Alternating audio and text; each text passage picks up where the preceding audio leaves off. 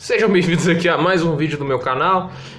Sim, eu tô fazendo 2 vídeos hoje para falar um pouco nessa cena meio bizarra que é o Bolsonaro na Vila Belmiro, né?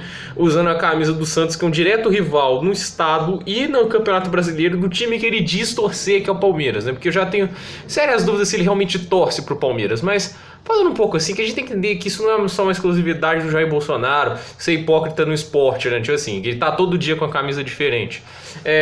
Isso aí é o de menos, mas eu vou explicar alguns problemas, porque assim, não é só uma questão de um hobby, porque isso custa o nosso bolso. E sim explicar como vários políticos se aproveitam do esporte, seja para ganhar votos, para tentar surfar na onda da popularidade deles, ou seja para fazer corrupção, como foi a Olimpíada e a Copa do Mundo nos governos petistas e do Sérgio Cabral. Agora só pegando uma coisa aqui, ó, Bolsonaro, uma coisa do Bolsonaro, o gastos com jogos de futebol. Ele gastou, só para aqui, eu não quero usar dados errados, eu devia ter gastado menos aqui, tipo assim, ter pesquisado antes. Vamos lá. Ele, né, segundo o UOL, gastou 201 para ver os 3 jogos da seleção brasileira. Que dá uma média assim, arredondando para cima, 66 mil reais, mais ou menos isso que é o gasto que ele tá fazendo. É uma boa grana, né, por cada jogo, de dinheiro público em um estado que está devendo, né? A gente sabe que a gente fecha um déficit enorme, a gente está devendo 7% do PIB no último ano. Esse ano deve ser bem menos por causa da aprovação de reforma da Previdência, corte nos juros do FMI, tudo isso aí, mas eu não vou entrar nessa questão técnica de economia. Só vou dizer assim, tá melhorando sim a situação, muito menos pelo Bolsonaro, assim, que ele se empenhou em desidratar a reforma da Previdência, mas assim pelo Paulo Guedes e os bons planos dele, mas ele também tem seus defeitos, tá? Não tô dizendo que o Paulo Guedes é maravilhoso, ele tá aí querendo falar de CPMF. Então, mas falando aqui, o Bolsonaro tem gastado dinheiro público pra ir ver jogos que nem sequer são do time dele. E ver jogo da seleção? Tá, mas ainda assim, ver todos os jogos, assim.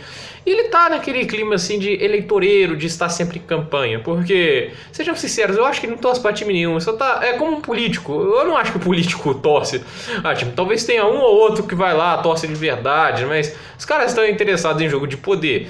E o Bolsonaro não escapa desses caras, assim, tá ali entregando camisa do Flamengo pros outros líderes, agora tá torcendo pro Santos na Vila Belmiro por algum motivo que eu não sei, né, tá lá no jogo contra o São Paulo, num rival direto ao segundo vice-campeonato do Palmeiras no Campeonato Brasileiro, e ainda assim, rival que vale dinheiro, vai lembrar que cada posição é uma premiação diferente, e aqui a gente também tem o fato de que, como um brasileiro cai nisso?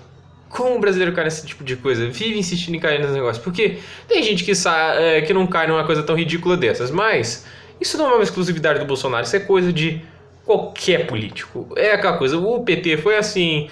O Michel Temer não ia no estádio que ele era impopular demais e sabia que não era clima de campanha, ele não ia tentar a eleição. Ele deve ter ido em um ou outro, mas nunca muita coisa. Agora, a gente vê a Dilma naquele negócio da Copa do Mundo, das Olimpíadas, aquela coisa vergonhosa, né? Acho que o Michel Temer chegou a estar na Olimpíada, acho que ele ainda era presidente na época. A Dilma, ela usando a roupa, falando que era mãe da Olimpíada, né? E achando que isso é uma coisa boa, porque Olimpíada hoje não é um negócio de iniciativa privada. Porque sempre tem uma pessoa lá achando que, igual a Ana Paula Henkel falando que, porque os Estados Unidos teve as 2 únicas Olimpíadas que deram lucro. É um pouco fácil quando você tem quase todos os eventos mundiais acontecendo nos Estados Unidos, tendo uma passagem para os Estados Unidos, porque vale lembrar, Estados Unidos tem uma grande cultura do esporte. Muitos desses esportes não acontecem só na Olimpíada, né? Muita gente não sabe, né? Vê o triatlon ou todo esse tipo de coisa. Tem sempre os campeonatos nacionais, mundiais. Então, eles acontecem normalmente nos Estados Unidos, que é um país de muita cultura esportiva. Com isso, você já tem toda uma estrutura pronta. Não é porque os Estados Unidos não gastou dinheiro. Que gastou? Mas você vale lembrar que na Olimpíada, 80% do lucro que você tem não é seu, é do COI, que é o Comitê Olímpico Internacional. E mesmo que ele não tenha investido um centavo do seu país, mas ele decide se a Olimpíada vai ser ali ou não. Então ele tem um poder. Não vai dar esse lucro pra gente? A gente não vai colocar a Olimpíada no seu país. Então eles têm esse poder.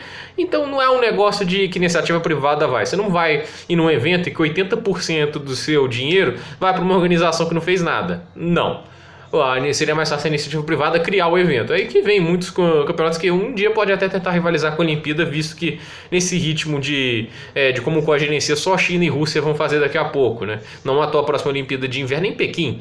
Tudo bem, as próximas duas Olimpíadas de Verão vão ser em Paris e a outra vai ser em Los Angeles, que são cidades mais ricas, mais bem estruturadas do que as cidades como Sochi ou cidades como o Pequim, Xangai. Então, vamos lá falar uma coisa assim sobre a Dilma.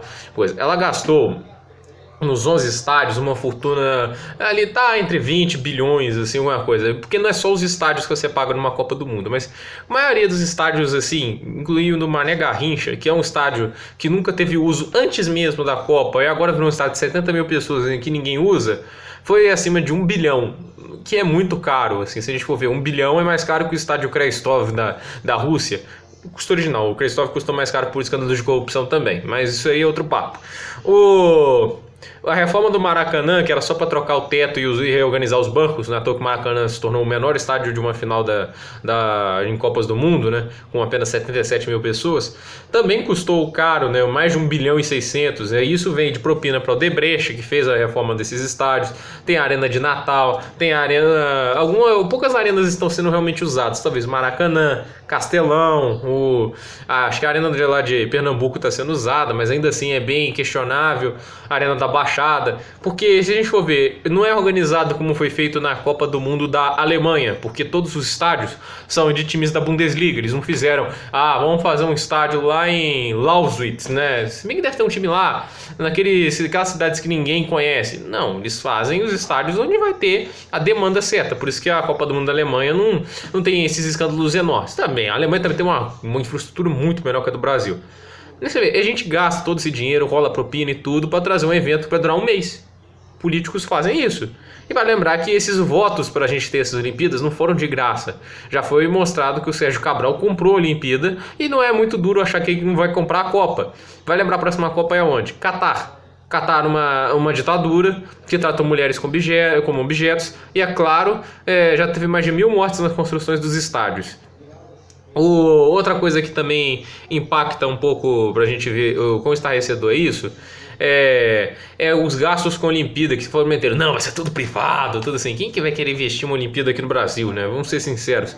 A Olimpíada hoje é 1 bilhão por ano que custa o parque. Antes, num circuito que gerava lucro, como o Jacarepaguá, tinha eventos como MotoGP, Indy. A Fórmula 1 saiu porque é difícil competir com Interlagos, né? Mas esse autódromo foi destruído por pressão do Sérgio Cabral.